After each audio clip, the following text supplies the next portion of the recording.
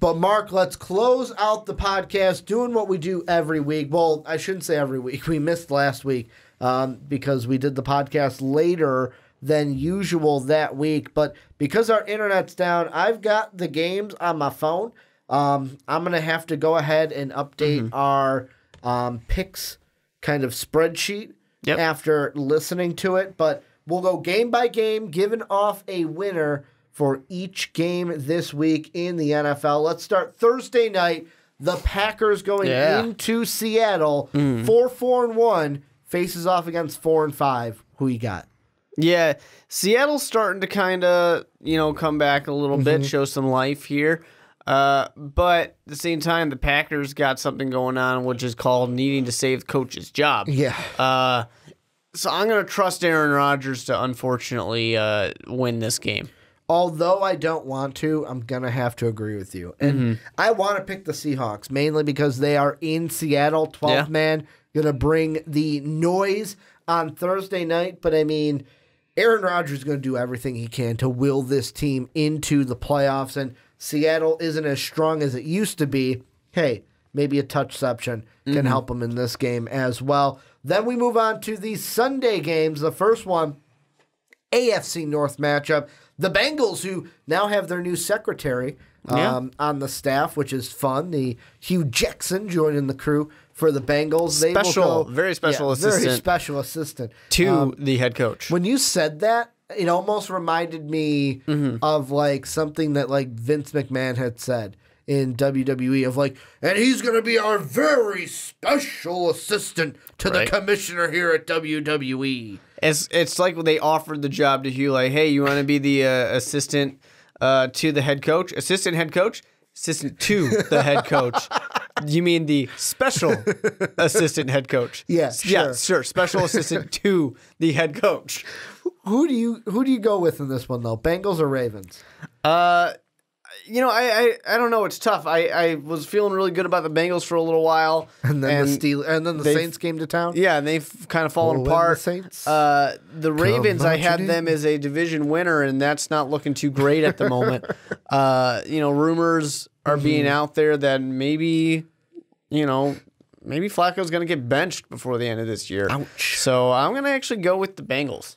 Yeah, I was hoping you'd go with the Ravens because I'm going with the Bengals in this one. Now that Hugh's back? The thing with Hugh that's interesting is I know that we've been making fun of the title of his job, but the thing that, don't forget, this offense was like second in the league when Hugh was with it. Hugh knows how to work with Andy Dalton. Andy Dalton's a lot better than what they had in Cleveland, so maybe he can work with the offense and bring some Bengal magic back to this team. Then we've got a couple of teams that lost this past Sunday. The Panthers lost on Thursday. They got beat by the Steelers. Panthers at 6-3 will play the 3-6 Lions. I am going to go with the Lions to get it done because the Panthers have only won, I think, one game on the road this year. They usually don't play well on the road. I'm going with the Lions to get a win and go to 4-6. I'm surprised because watching the Lions get beat by the Bears, that team looks bad. Well, they don't have any wide receivers. You know what? I'm changing my pick. Panthers, because I think Marvin Jones also went down with an injury. He did too. And watching my favorite play was a touchdown by Anthony Miller, and Anthony Miller he was going to have 6 or 8 this year. Remember that? Yeah, right.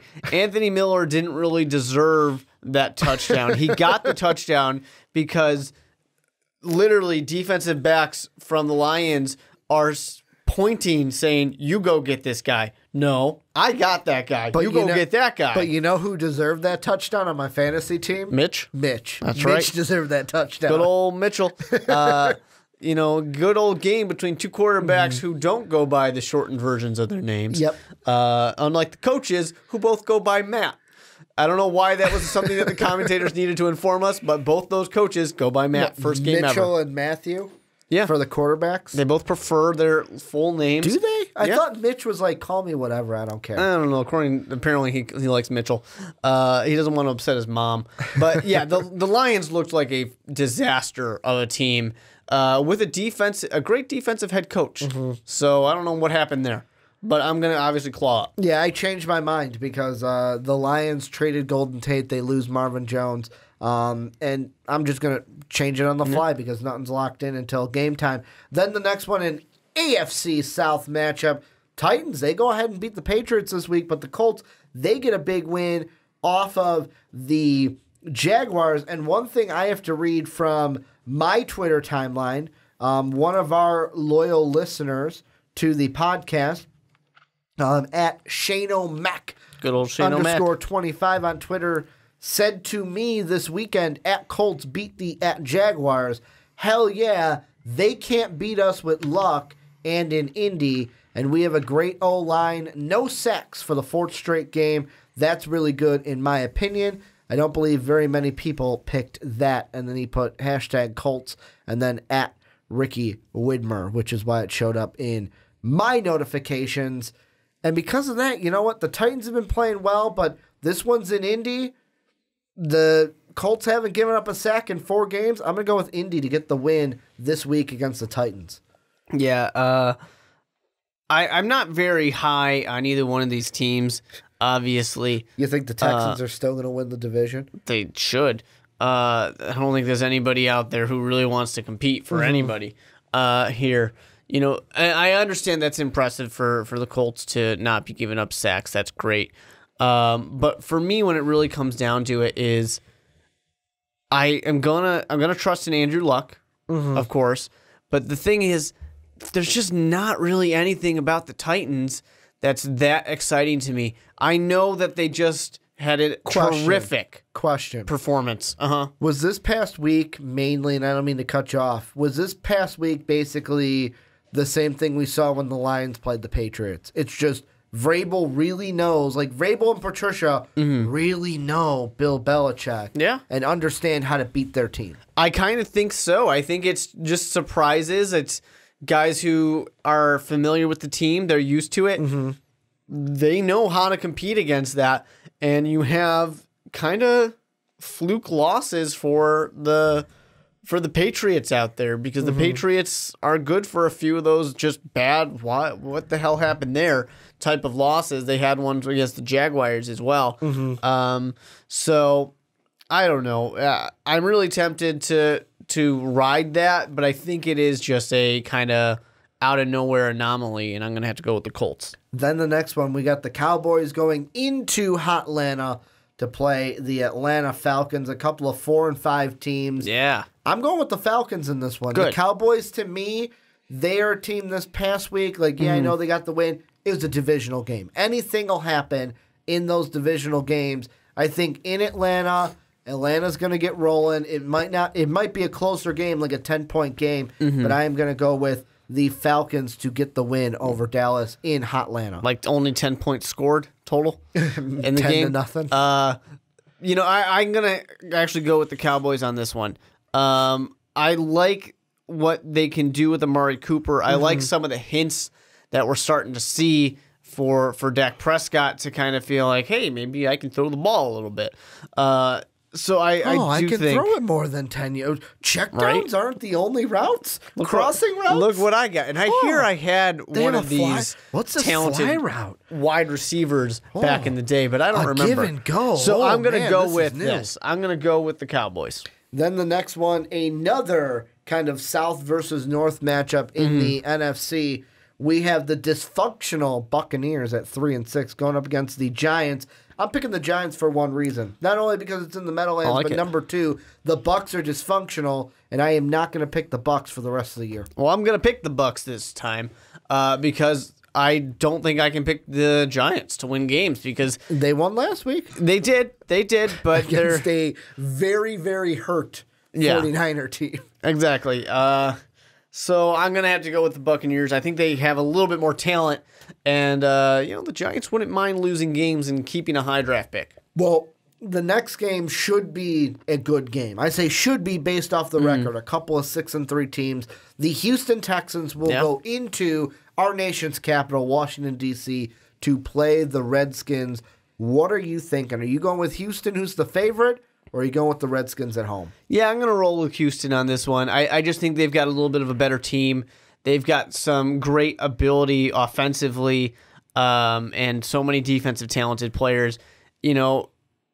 I think there was potential for a really great kind of team out of Washington, and we saw hints of it, but I don't think it's really who the Washington Redskins are. Yeah, I mean, I'm going to go with Houston only because I'm more confident. Like, this game, I hope is a good game. I hope this is like a 3-point game, like a tough, tight game the whole way through, but I'm just a little bit more confident in the Texans than I am the Redskins, but I know Alex Smith. As soon as I doubt Alex Smith, he's going to come back, and he's going to play a great game, and they'll win by like 21. Yeah. And then Adrian Peterson will have like 2 touchdowns on his own, and they'll shut me up, but I'm going to go with Houston to get the win. Then I'm going to say it again, interesting. The Steelers, they scored 52 this past Thursday night against the Panthers. They are now going up against, I'm going to call them a lowly Jacksonville Jaguar team. Yeah. Who gets the win in Duval County this weekend, the Steelers or the Jags? I have to go with the Steelers. The Jags are looking like they are completely imploding at this point. Better game on the ground, Leonard Fournette or James Conner? I think James Conner, because you know what? The weight is off his shoulder. It's his job. Le'Veon Bell is gone. He does not exist. You are that guy. That distraction is gone for the Steelers. It's done. Yeah, I'm going to go with the Steelers as well. However, Jacksonville, Leonard Fournette needs to have a game, needs to take pressure off of Blake Bortles. That's been a big reason, too, of why this offense hasn't been doing well as he's been injured. But the Steelers, you can't, after coming off a 52-point game, you can't pick against them in my mind. And that is why I'm going to go with them to beat Jacksonville in Duval County. Then we got an AFC West matchup. The Broncos, 3-6. They'll play the Chargers at 7-2. Yeah. Chargers at 7-2. Do they go to 8-2? Yeah. Yeah. You're like, easy. Yeah. I like problem. Just no problem. And I have to pull up really quick if my phone will let me. They've got to be one of the top 2 seeds in the AFC. Well, the other one is going to be the Chiefs. Because the Steelers have the tie. The Patriots lost this past weekend. Yep. Of course, my phone with our internet being down and me using. Well, it's only the only other team is the Chiefs. So yeah, they're number 2. So they're number 2. That's what I thought. But yeah, I'm going with the Chargers to get the win this week because the Broncos just are not that good. I think that the Chargers. I get it's a divisional game. Anything can happen. But I'm going to go with the Chargers to get the win. Yeah. Then a very, very interesting game. 1-8 Raiders. Nice. 2-7 Cardinals. Beautiful. Do the Raiders keep the number 1 pick? Because this is one where if the Cardinals lose, they could be playing themselves into number 1 pick territory. Very true, but you know what? The Cardinals have some pieces to that team where it's like when I look at the. Do they want to win though? That's the question. I don't necessarily know that they do, but the Raiders definitely don't want to win so much so that they have fire sailed their way out of potentially winning games. Like this is a prime game where it's like, hey Josh, just throw interceptions. Yeah, I know you're better than that, but like we don't need to win this game. He's just gonna hike the ball and say, "Who wants it? Who wants? It's yours. There you go. Have fun with it." Or tell a cornerback like, "Hey, you want to go into my end zone over there, and I'll sling it to you." Yeah, I'm gonna roll with the Cardinals winning this game. Yeah, I am gonna go with the Cardinals as well. Although I think it'd be funny if the Raiders won. You know, I kind of shot. There's definitely potential for the Raiders to win and shoot yourself in the foot. You got 3 first-round picks. What's it matter in 10 years? So. Oh man! And then we've got the last day game, late afternoon game. The 4-5 Eagles go into Narlands to play the 8-1 Saints. I'm gonna go Saints all day, every day. Yeah, I mean, you kind of have to go with the Saints. We'll win those Saints. Just because of the fact that they've been so dominant. But I do think that there's great potential for the Eagles to come in there because Carson Wentz is doing better and better. And if they actually play Golden Tate, then there's just one more weapon for him to do it. So I'm going to go with the Saints because you have to go with the Saints, but because it doesn't matter anymore, I want to put in there that like if the Eagles win, I said don't be surprised. Well, so I just skipped Bayless to that. The Sunday night game, we know who you're going to pick. We know who I'm going to pick. But realistically, how good of a game are you expecting between the Vikings and the Bears on Sunday Night Football? Because got flexed into Sunday Night Football. because everybody's expecting a great game, we're going to get like a 10-6 type of game here.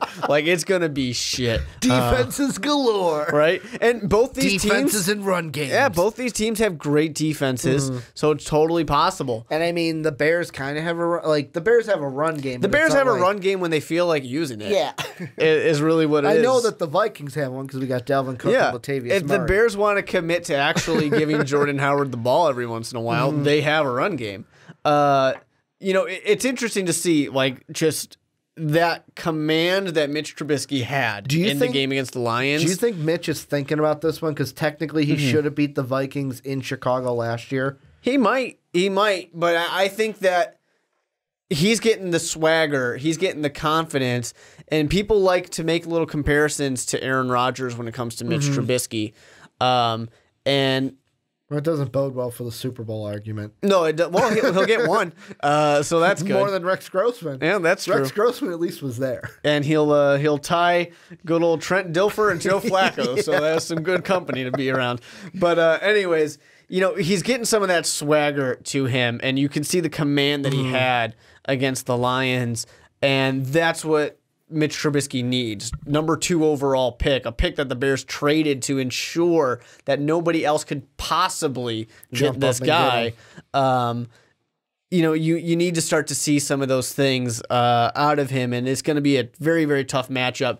The one thing that the Bears have and can key on is if Khalil Mack is actually healthy, which he obviously was not fully 100% healthy against the Lions, if he actually can be, and that defensive front can play as strong as they potentially can and hopefully penalty-free, that will be a huge advantage over the Vikings. It's just a matter if they can actually do it. I'm going to say 28-24 Viking win.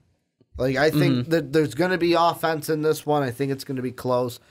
Obviously, I'm going to pick my Vikings to get the W because if we win, then we go back on top in the division known as the NFC North. And then, to me, this game, the most fascinating game of the week. It used to be in Mexico City, but because both the Chiefs and the Raiders complained and the NFLPA got involved, the game will no longer be in Mexico City. It will be in sunny Los Angeles on a Monday night. Well, really a starry Los Angeles, not sunny. But who are you going with? The 9-1 Chiefs, the 9-1 Rams. Yeah, this is a great one. And Two the internet, great primetime games this week. The internet is full of fun stories about people who bought their tickets to go to Mexico City and now are just going to have a nice vacation in Mexico City, I guess. This is a really tough one. You have these two great teams and two great offenses to them, to where you kind of have to look at this and say, I think I give a little bit of an edge to this defense for the Rams, but at the same time, I just kind of feel like the Chiefs are a better team than the Rams are. Is this a Super Bowl preview? No, I don't think it is. Okay. I think this should be a Super Bowl preview. This is the ideal Super Bowl preview. But I think one of these two teams is going to have something go wrong. Yeah, the Chiefs are going to play the Patriots. Or the Steelers. Yeah, or Andy Reid just goes, What's a run game? I don't think I need to run the ball. What's that thing? What's that digital thing that's ticking up there? Right. What are those weird numbers? Oh, shoot, that's a clock. It's going lower. It keeps going down. Coach, call play. And I think that I got to roll with the Chiefs on this one because I do feel like they are the better of these two teams. Which is weird because I would say that the defensive edge goes to the Rams, and I think the Rams are kind of this more complete team. But when you sit there and you trust who's going to be able to put up all these points, you kind of lean towards the creativity of the Kansas City Chiefs and just how flexible and how adaptable that offensive game plan can be. So I'm going to go ahead and say the Chiefs. But honestly, flip a coin. I don't care. I'll take either one. And the Rams got a hit because Cooper Kupp's out for the season. Yeah. He has a knee injury. I think it was an ACL. Is going to keep him out now for the rest of the year. I'm actually going to ride with the Rams. I think being at home, having it changed to being in Los Angeles will help them.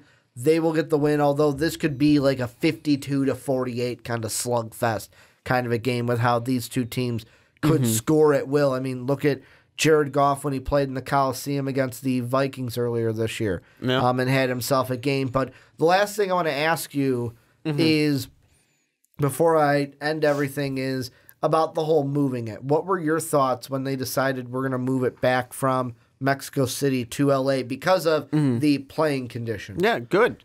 It should get moved back. If the NFL wants to tell us that they care about player safety, they need to do things that make it seem like they care about player safety. See, because I agree with that. The one that I found funny was Wilbon today on PTI was like, "What?